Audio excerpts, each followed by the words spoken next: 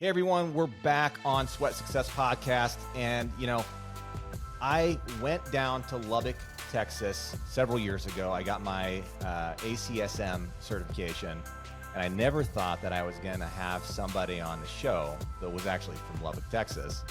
Love Texas Tech. And not only that, but the guy that's on the show also lived in a very similar area that I lived in when I was going to college. And he's on here today because he's doing some pretty amazing things. His name's Dave Velsor.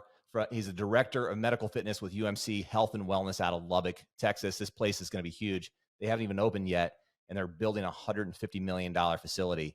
UMC Connect Fitness facility is coming December 23rd, and it's going to be fantastic. Dave, thanks for being on the show today, man. Mike, thanks for having me, man. Happy to be here. So you're keeping up with Texas Tech and what they're doing? They got anybody new over there? We're trying, man. It's just there's so many new things happening over there that, and we were chatting earlier, they sold out season tickets. They sold out season tickets for football and basketball. So we're pretty excited for this upcoming season. And, UMC having a huge partnership with Texas Tech, we tend to be pretty excited on game day. Well, I want to kind of roll right into that. I mean, UMC's, known for kind of being very well integrated with Texas Tech and even their sports teams. And there's a lot of things going on there with the health and fitness side. But you're running the big show there on the medical fitness side. I mean, you're a big component of what they're doing. And, I want to shed some light really on kind of what's going on, because in the fitness world, there's really kind of like a few paths that you can go down. I got my exercise physiology master's degree, and I know that you got a very similar background. But there's a point in time where you can either go down this academia route, you can go down this clinical route, or medical clinical route, or you can go down this path where you're working in the fitness world at, a gym where maybe they're selling $9 or $40 memberships or even more, $150 memberships a month. And there's so much dichotomy between how that whole thing plays out and how you really can work in those fields. And I recall, years ago, the medical fitness space was kind of slow moving. They didn't operate the same way that the gym spaces do, where just kind of like the majority of the public can go to. There was no pre-sale. There was no, the hospital kind of like funded the whole project, and it wasn't really a thing whether they were making money or they weren't making money. It wasn't really focused on. And today it's a different story. Medical fitness, clinical fitness, it's something that's kind of, it's kind of pulling a parallel with the regular public sector fitness centers or private sector fitness centers. And you guys you're running marketing campaigns to get people in the door. You are holding, pre-sales events to kind of get people in well in advance to try and sell members in the community to get them in. But it's more than that, because you guys are really kind of tying this whole thing together with fitness and the population that's overweight or might have medical conditions. And you guys are also helping people that, the students and athletes and just general population just wants to come in and exercise. So how did you get started? Like what did you do to kind of get into this path? Because a lot's changed since you were in school. You're right, Michael. A lot has changed, and kind of discussing around the different pathways that were set, and kind of that traditional, hey, you're either going on a clinical route, you're going to go on a GA as a strength coach, or you're going to go into the public fitness sector. Or, as we all know, you're either going to go pre-PT or 10 years down the line start selling realty, right? So there's that whole side of it. And being in school, being in your undergrad, and then, going into your graduate, studies similar to what we did with exercise physiology, you kind of make those decisions around internships, around mentors, and kind of the facility you're at kind of guides that as well. Are you at a real clinical school, or does your school promote more of the strength side, or the, hey, this is how you become a very successful personal trainer? So I got into it with a little bit more passion around the clinical side. And that's truly where my background is. I'm a clinical exercise physiologist, involved with ACSM, involved with AACVPR. So that's where a lot of my passion came from. Was I like medicine. I like dealing with people that are chronically ill or dealing with chronic conditions and helping them improve their life, whether that's exercise, nutrition, lifestyle management, right? So that's my background. I came in through cardiac and pulmonary rehab, supervising those clinics, and then during COVID, creating different protocols and programs for individuals that are dealing with long-term effects. And so I don't have the most traditional background into, large-scale fitness facilities. And I think that's what helps me bridge that gap with a large health system, similar to here at UMC. And so when these opportunities came up and when I learned about UMC opening a medical fitness facility, all of my passions and my kind of schooling aligning towards, hey, there's clinical populations that need help. There's a general consumer population that wants a different facility, that wants a different experience. I mean, I jumped at it. So I was happy to be given the opportunity to try and lead us into a successful pre-sale and a successful opening and have a little bit different angle at medical fitness than what you alluded to, Michael, with a little bit slower moving, kind of that stereotypical only population of, hey, there's 20 arm ergometers and 20 new steps in the facility, right? So it's kind of breaking that up a little bit, and then, I'm sure we'll get into the technology behind it, but with the fitness industry now, we're able to reach populations that, have an adherence to exercise, that are nervous with exercise, scared to lift weights, strength train, and all these things. So kind of culmination of being able to bring it together. There's going to be kind of like segregation within the facility because there's a group that is that cardiac rehab. They're in their phase 3 cardiac rehab cycle or whatever. They're coming in there, they're outpatient. And then you also have the athletes that want to come in and throw some weights around, and they got chalk on their hands. So how are you guys managing that? So one, you cater to both groups, the ones that are coming, from the hospital and that need to get into some fitness program. And then the ones that are coming in and, this is just kind of part of their day and they want to check in and they want to work out. How do you cater to both?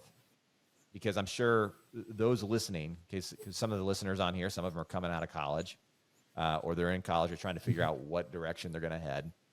You've got listeners on here that are in the medical fitness space today, and they're trying to figure out how they can grow that business. They could treat it like a business, like an actual gym.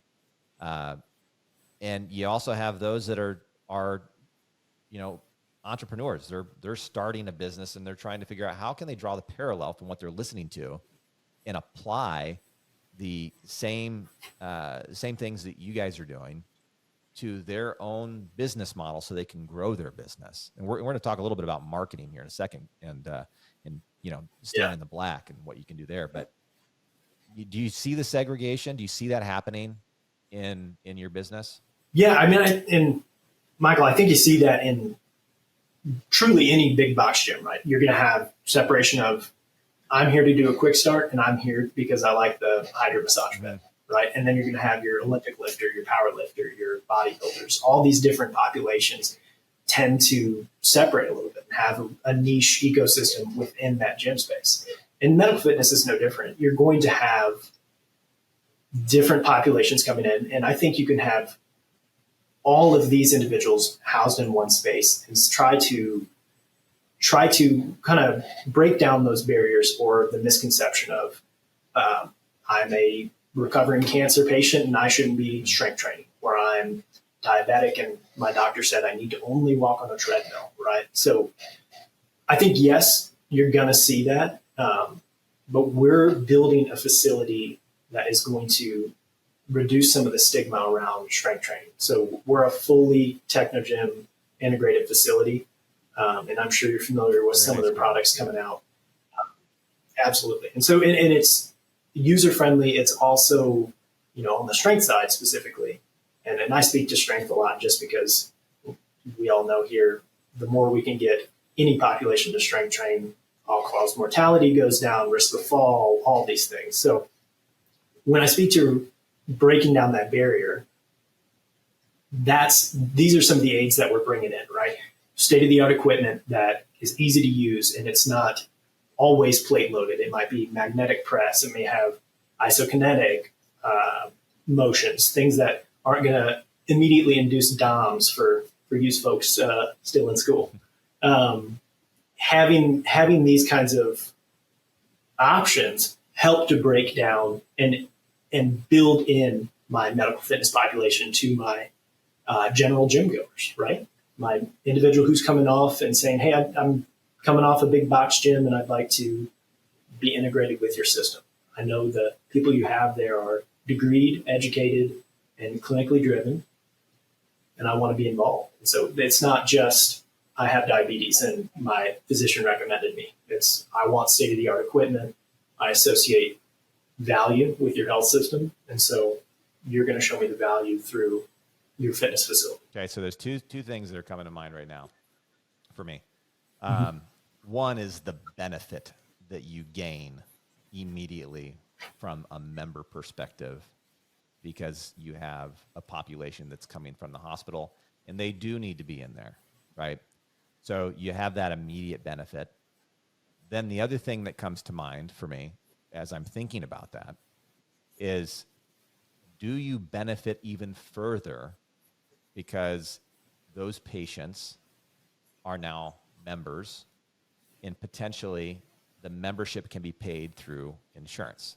This is like one of the biggest things that has been, continued to be, it's continued to be worked on through silver sneakers programs, through insurance programs, of the payback to the gym or a payback to the customer.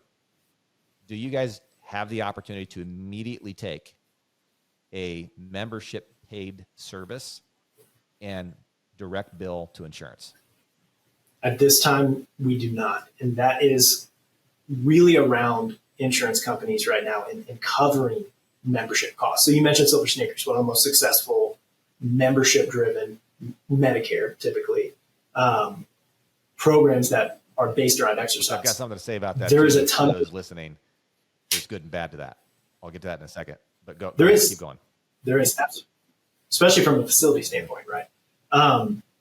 However, there's a ton of legislation coming on right now. Folks far smarter than myself are discussing this with Congress on, hey, the cost that you're associating with physical fitness is far too low. So let alone if your insurance covers a gym membership or covers a facility or a program, wonderful.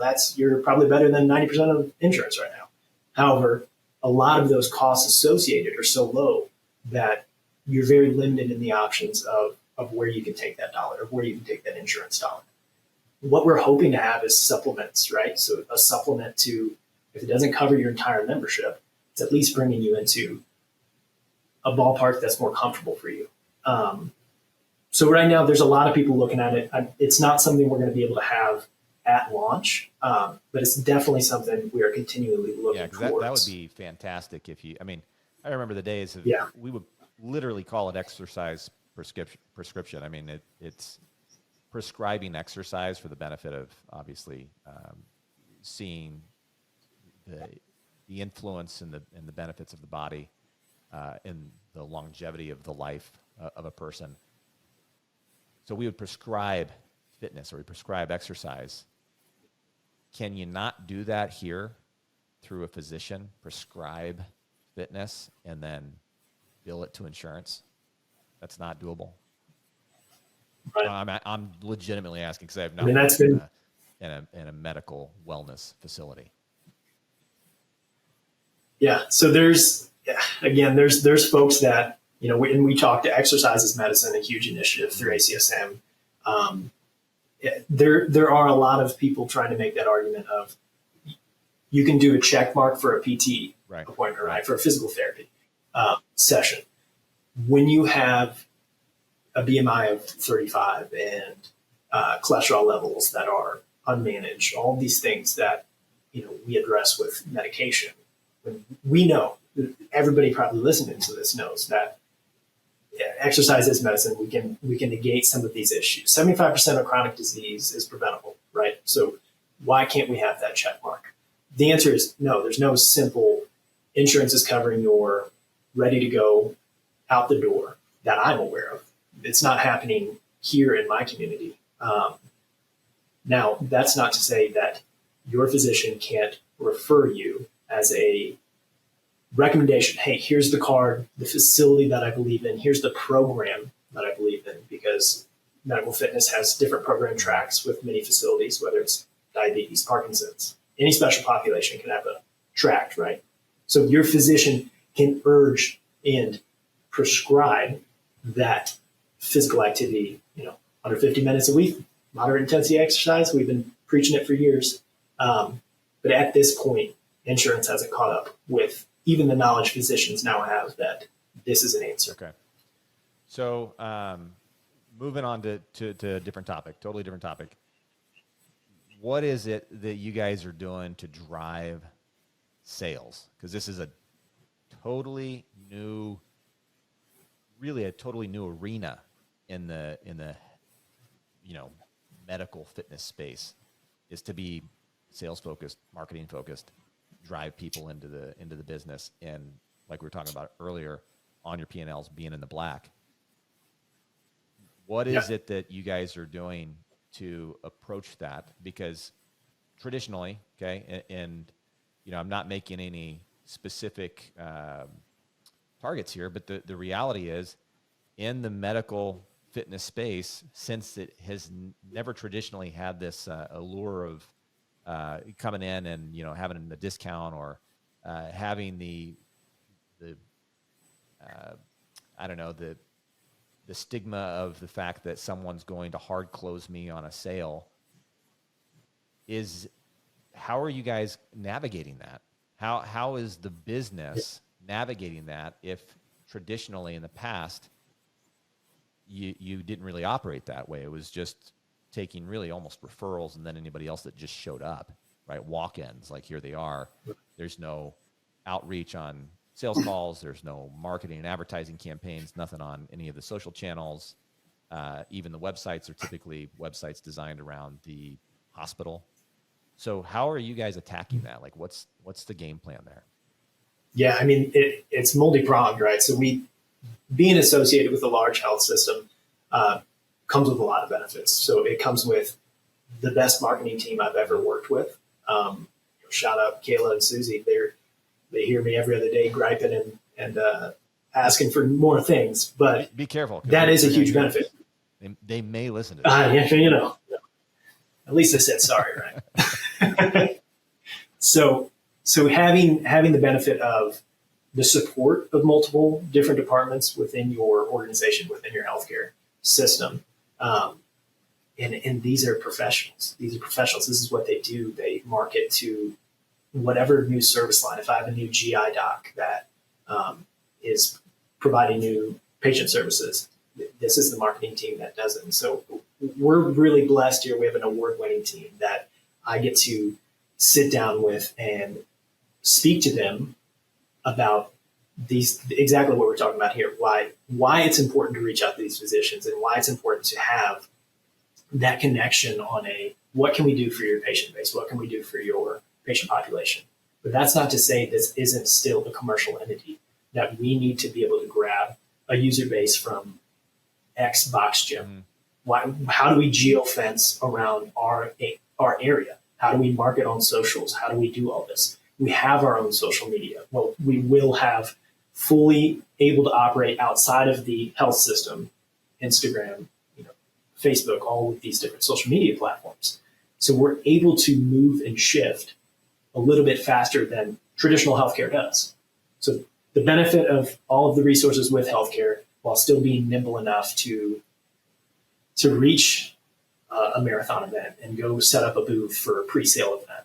And so a lot of what we're doing is adjacent to what you're seeing in the normal fitness industry with who are we reaching out to, influencers, individuals in the public that are going to have opinions on these kinds of things, people that, not ostracizing or putting away strength training groups that are powerlifters and all these things. So there's a lot of things going into marketing that you could see from a traditional commercial sense, as well as blending in physician outreach, and which is obviously one of my favorite things to do. I get to, use some of my clinical skills to talk to them. Right, it's a little different than someone from Planet Fitness maybe coming in talking to a GI physician. We'll pick on them for a second, and I may be able to speak a little bit more. My colleagues and my staff should be as well. Right, another, and this kind of markets itself is we're only hiring degreed professionals. Right, so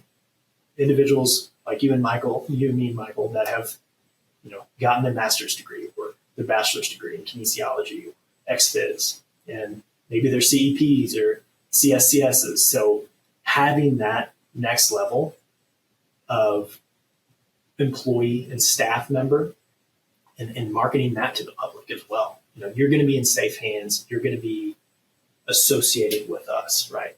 So tying in the UMC name to the whole thing kind of helps in that lane as well. You associate quality with our brand. Yeah, I mean, you guys are right there on site. That kind of helps. I mean, worst case scenario. Okay, and I hate to say this, but it's happened. I've been in gyms more than one occasion where we've had heart attacks happen. We've had to get the AED out. We've had to do compressions. We've had people lose, digits on their fingers. We've had people break bones and popping through the skin. So I've seen that in traditional gyms. And I know it sounds bad because I'm like, hey, I did all this thing. Look what I did. It wasn't me. But it happened in a regular big box gym. And it would take time to get to the hospital. So the nice thing about it is, one, you guys have credentialed people on site. So first of all, they're not working outside their scope and they're doing the right things, most likely. And then if by chance something happens, you're right there on site. I mean, you can go right to the hospital. So those are the benefits. But I do want to talk about marketing. So, you mentioned you've got this fantastic marketing group on site. They're right there. You can reach out to them. You can grab them next to you, and you guys can work on some stuff together. So what does that look like? Okay, what's the timeline? Give somebody a timeline, because there are some parallels to it. You talk about the adjacent focus that you might have with a big box gym compared to what you guys are doing. And there's a lot of similarities. How are you structuring that so those listening go, either that's he's affirming, there's affirmation to what he's saying, and that's validating what's going on, what I'm doing, and it's working.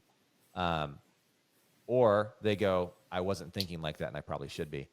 So what are you guys doing? What's the timeline? Because I'm sure you've probably got some kind of window here where you're going, all right, well, we open on this day, and so we got to work backwards, and here's when we do our pre-sale. Here's when things go out. What does that timeline look like? Absolutely. So timeline's huge with when you're going to be even announcing that, hey, new facility coming out, here's what we're going to offer, truly to the public rather than just, in our case, to physicians or key community members. Right now, we're about to send out our first true kind of CRN blast of what UMC Connect is. The general public sees an enormous, beautiful hospital being built, and obviously they don't necessarily associate that with, hey, there's going to be a rockin' fitness facility in there, right?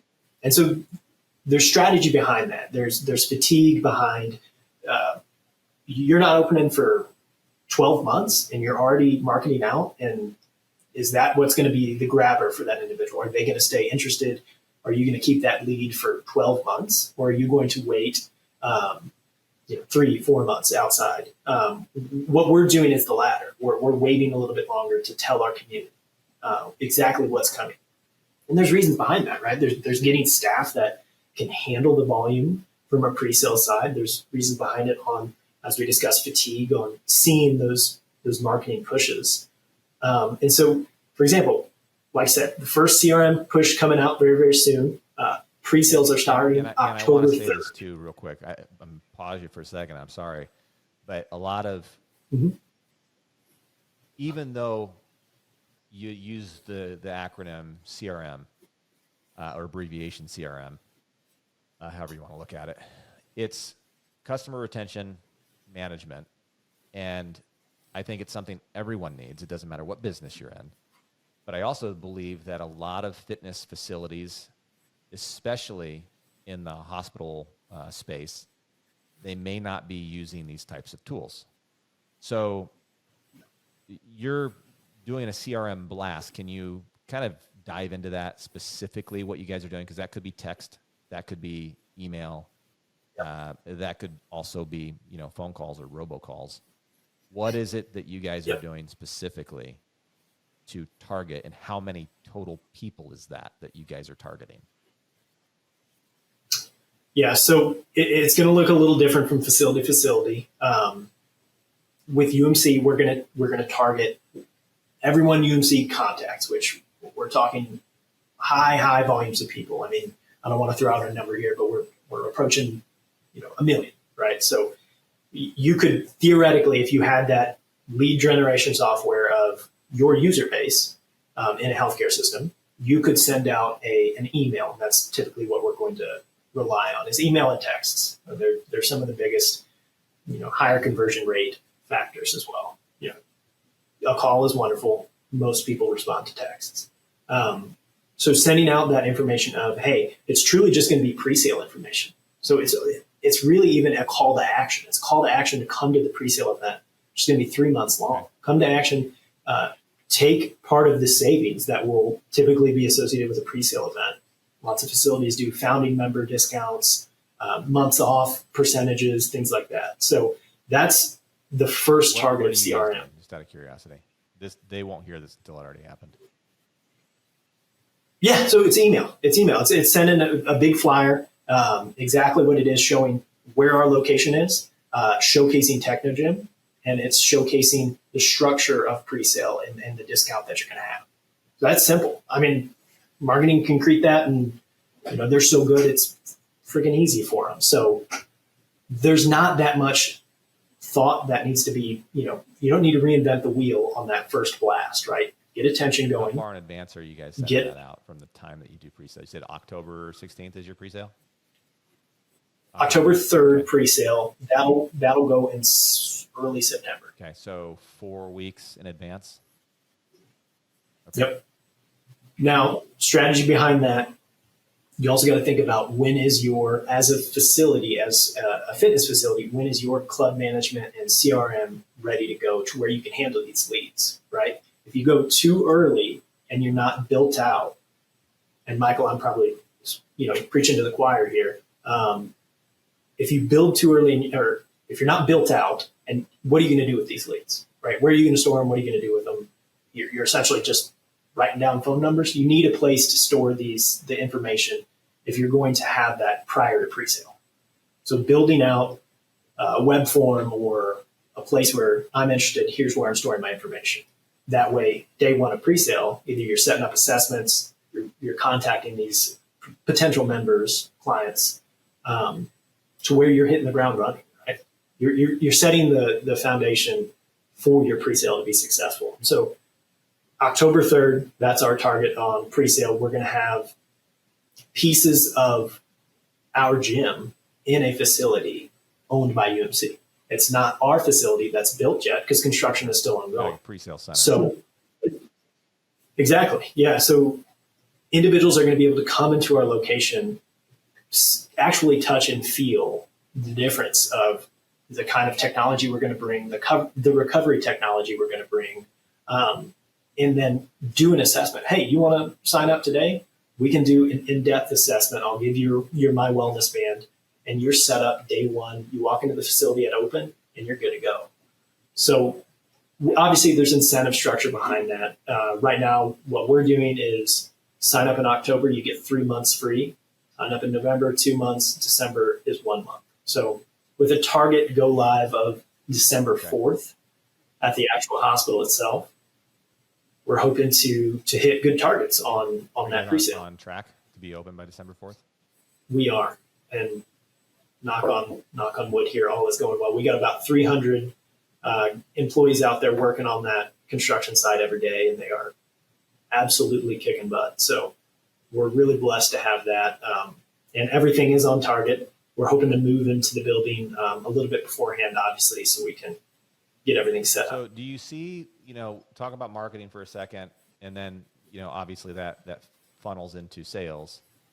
So what is it that you guys are doing for sales training, and how are you hiring staff so that when somebody does come in? So I'm assuming this isn't the model where it's so inexpensive you really don't need anybody to overcome or handle objections and try and get them in there. This is really a model where that might have to happen. You might have to have somebody handling, objection handling with a customer or a potential customer. Work with them on price, actually get to that point so they can talk about price. What is it that you guys are doing for sales training? Because I think that's the other thing that you see this variation in both the medical fitness space and the I guess I would call it the traditional gym space. That's a little different, that traditional gym space, unless it is super low cost, super value, low cost fitness center. You really don't need somebody there objection handling and trying to get people to sign up. But once you start reaching these higher tiers of cost to sign up as a member, you do need somebody like that can really influence the person to make a purchase and make the best decision for themselves, so they're doing something healthy, so that way they can prevent disease, right? So how are you guys handling that, and what are you doing preemptively to get sales kind of kickstarted outside of the marketing campaign that you run? Yeah, great question. So, when we look at like a traditional box gym and we talk about closing, right? You're talking about PT revenues, you're talking about all of these things. When we transition to medical fitness, it's not like that goes away, right? You're still trying to create a profitable facility. And so a lot of what we do, we take a long time with hiring. We really, really vet our candidates and our exercise physiologists, specialists, trainers.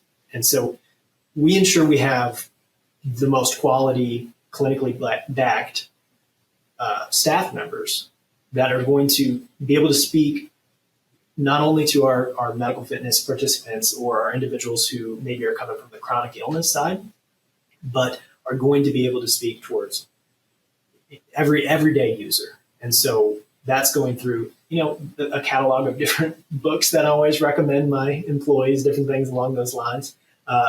Michael, I can tell you, I actually sent a few podcasts to our team lead, Lena, today from Sweat Success. So there's a few things as far as industry leaders that they need to listen to as well. So who are your biggest, personal trainer influencers that are continually year after year showing great success? Because that is a business model within medical fitness.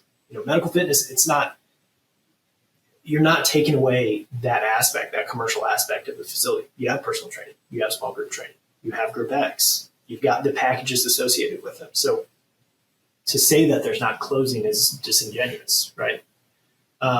So hiring, again, back to making sure those coachable and clinically sound individuals are in the right place, and then just promoting from leadership down kind of our standardized pitch of why this is different. Why does it cost more, X dollars more than this box gym I was just over at?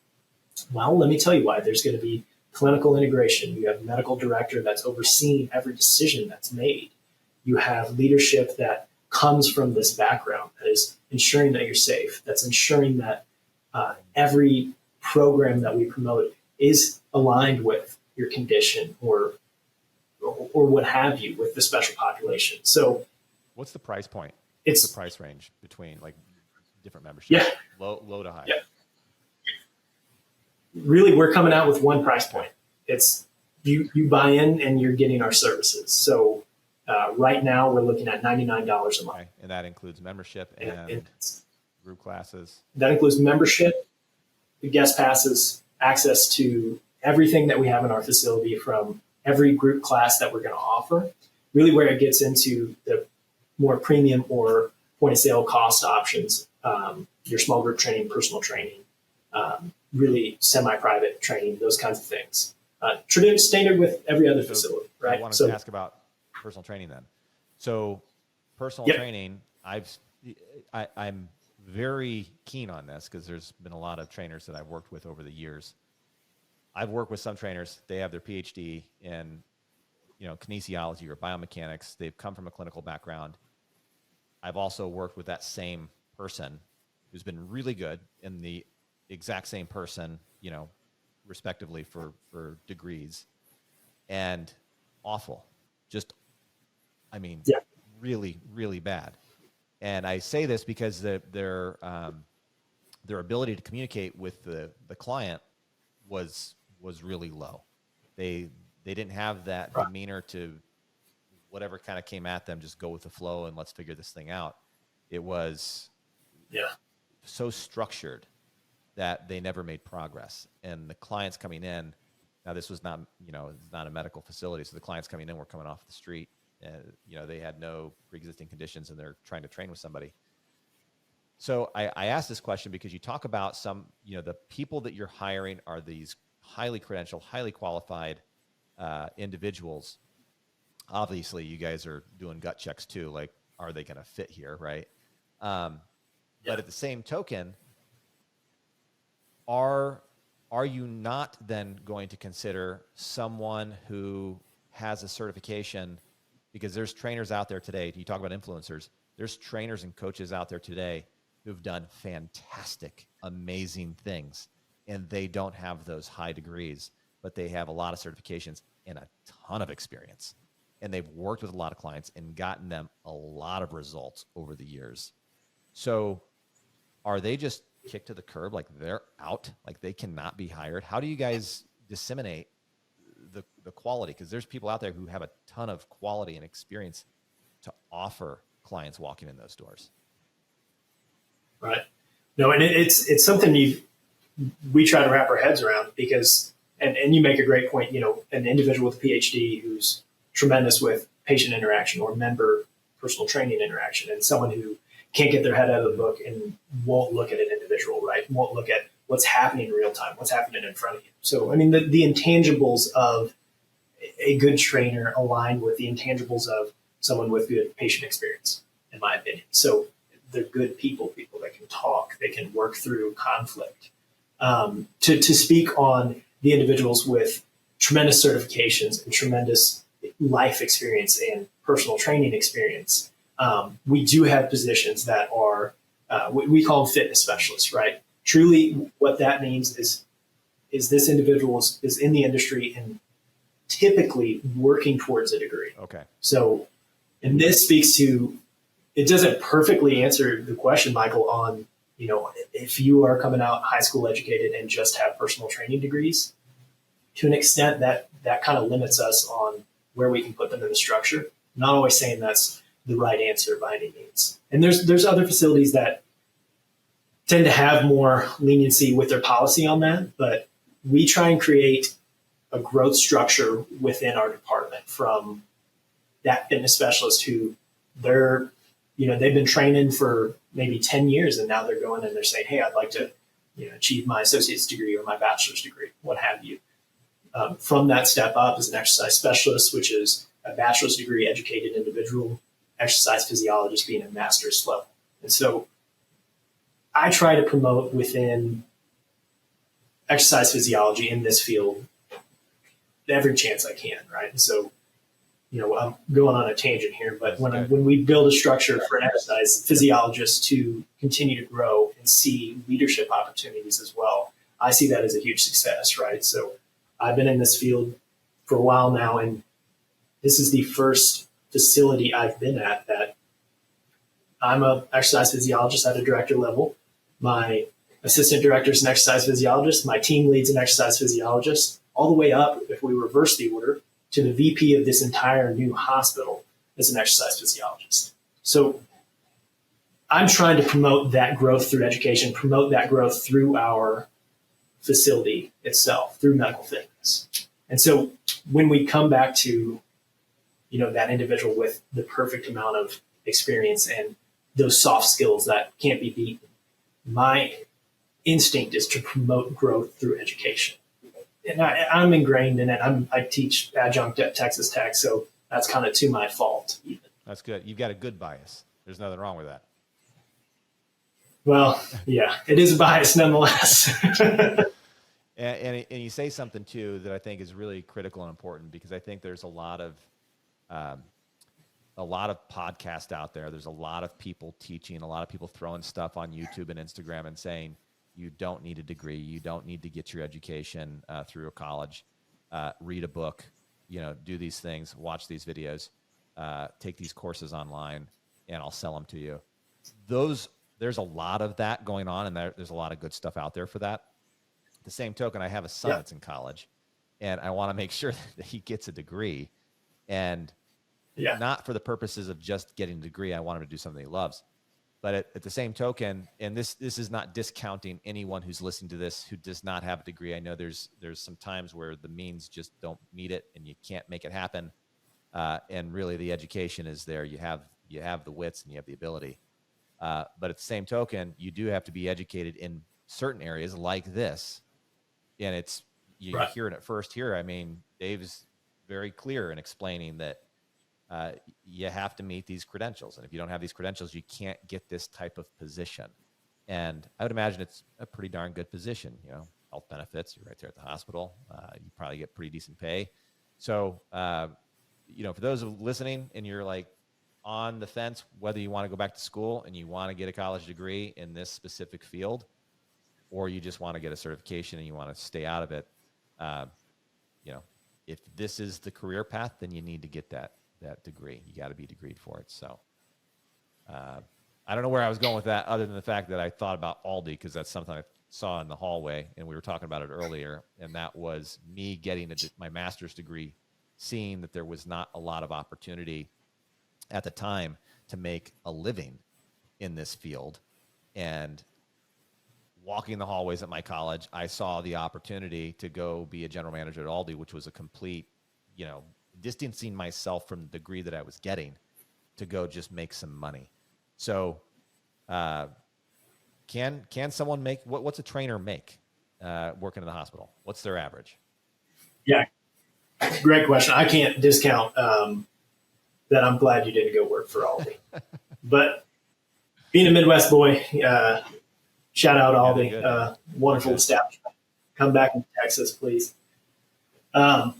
You speak to it well on it's just a different level, right? When you're associated with the healthcare system, for those that maybe aren't familiar, there are certain niche benefits that come with that. And those benefits are actual benefits, right? Healthcare, 403Bs, all these things that you think of in like maybe a corporate job or anything, like security behind that, being associated with that for your family.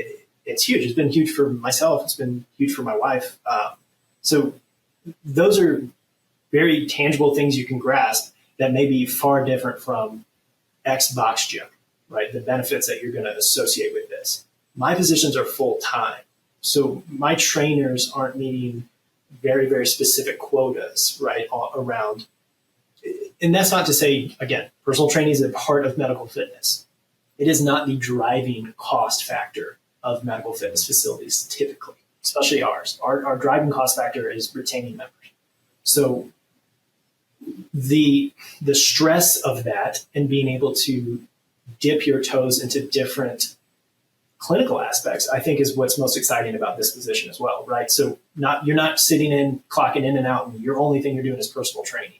You can do some small group. You can explore your experience in group backs. I'm going to give you a medical fitness program, run with it, right? Affect a population, be the mission that UMC promotes, right? Service is your passion. So serve, right?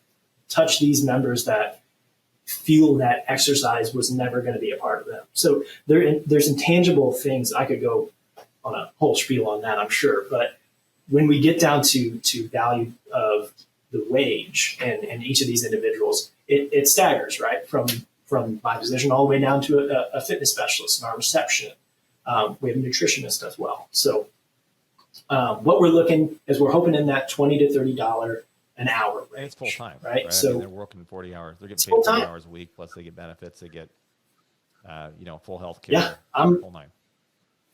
I want you to be where your feet are. I want your family life to be the most important thing. And I can say this through every job I've had and every management situation I've been in. And that's something that we promote from the top down. So it's a little bit different feel.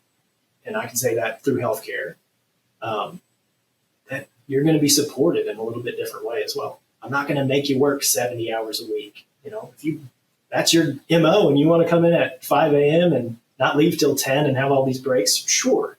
For some people, that schedule works, but we're able to provide them a little bit more consistency in that schedule too. You have a family, you have to run kids off to school or go pick people up. We're going to have that flexibility for you. So there's those benefits. And I know, Michael, and I'm sure you've talked to folks that have personal trainers that are killing it out there, and that's awesome. And they're probably bringing in tremendous, living. It's a little bit of, quality of life, right? Oh, yeah. So, first of all, Dave, I just want to say I love having you on, man. I mean, we've had several conversations over the past several months, and everyone that's listening to this, I brought Dave on because there's a complete different sector out there, and we haven't really touched on it yet. And I was, blessed to actually have him make the time to be on here. So first of all, thank you for that. And, secondly, the things in the medical fitness sector, that whole space is adapting and changing. And if you're paying attention to the way things are working in even the big box, or Xbox, as Dave calls it, space, they are evolving too. They're not just doing the hard closes anymore where they shut the door on you and bring you in a room and try and, hammer you down on a price and get you to buy something, because they're realizing that's not working anymore, because consumers have the opportunity to really do their research and educate themselves. But most importantly, we've covered things on kind of marketing specific ideals and how you approach in the medical fitness space, how you're approaching the consumers. And we're also covering things from how do trainers or exercise specialists or those in the career field of exercise physiology and kinesiology get into a different category if they want to, or if you're a trainer, you're already training in a gym, you're a 1099 contractor, you're responsible for your taxes at the end of the year, and you're working these wonky hours. This might be an option for you. So that's really the reason why I wanted Dave to talk about this, because medical fitness is changing and it's evolving into a space that's not just designed for the medical centers. It's being evolved into a space where consumers and just anyone who's not necessarily going to the hospital or getting treated at the hospital can actually get in there and exercise and be treated properly through the different types of combinations of exercise programs that they need in order to stay healthy and maintain that healthy lifestyle. Dave, anything else? Absolutely. I mean, I'd be remiss if I didn't touch on the pull-through revenue for your healthcare system. If you're an employee out there, if you're working in cardiac rehab, if you're working in a corporate wellness setting with your health system, if you can bring to your leadership and discuss what kind of value are you going to base around grabbing a new member, grabbing a new user of your health system, and having that touch point be your medical fitness facility. And then what does that revenue look like from a lifelong primary care visit setting? What does that revenue look like from a total knee replacement? There are really hard to measure things, and very smart people out there figuring out how to measure them. Yeah, it's not us. For that health system. Yeah, we're not. It's not me. Numbers, man. That's for sure. But there's tremendous benefit to have that association and to have that name with your healthcare system wherever you are. So provide that, get those conversations going to the people that can help make that decision as well. Awesome. Everyone, that's Dave Velsor. He is fantastic at explaining all of this information about UMC Health and Wellness Center and what they're doing there. Dave, where can they find you if they want to reach out? Because quite honestly, I've got your cell number, I've got your email, we talk, but at the same token, if I look you up, I don't think I find you except maybe on a LinkedIn or Facebook page. So where can the people listening, if they actually want to reach out to you, how can they get in touch with you? Absolutely. I welcome it all. LinkedIn is a great opportunity. Connect with me, message me on there. I wish I should be more active on there. I think every 2 weeks. That's the average, man. So don't worry about it. Yeah, check in. But I also want to, and Michael, I don't know if you'll put this in the show notes, but I want to put my email out there. Please feel free. Contact me with your questions, anything. I'd love to help in any way I can. It's my name, David, last name Velsor, and that's at umchealthsystem.com. So would love to answer any questions that anybody has. Dave, thanks again. Everyone, that's it today for Sweat Success Podcast. Thanks for listening. I'll see you guys on the flip side.